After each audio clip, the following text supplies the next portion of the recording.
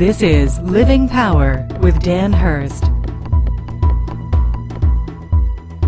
There are times in our lives when God simply makes no sense.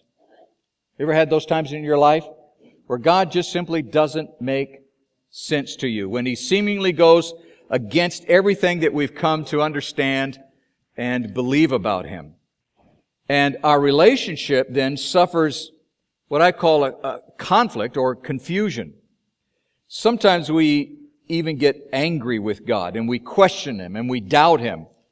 And we begin to wonder if He really does care as much as He says He does. Can we really trust Him? I mean, if God says He loves us, then how come this stuff is happening and how come I don't sense that God's really at work in my life, or God's really answering my prayer, or God's dealing with this issue in my life? The story of Lazarus is your story. You will find yourself somewhere in this story, and you will identify with one or more of the people in this story. Their questions, their confusion, their feelings will resonate with you.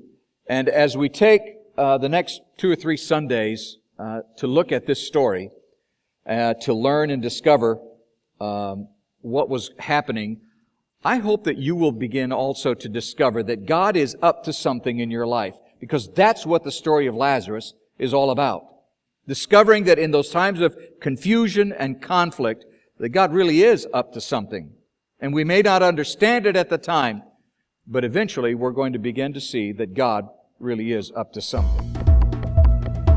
On behalf of Dan Hurst and the Open Class, we want to thank you for watching.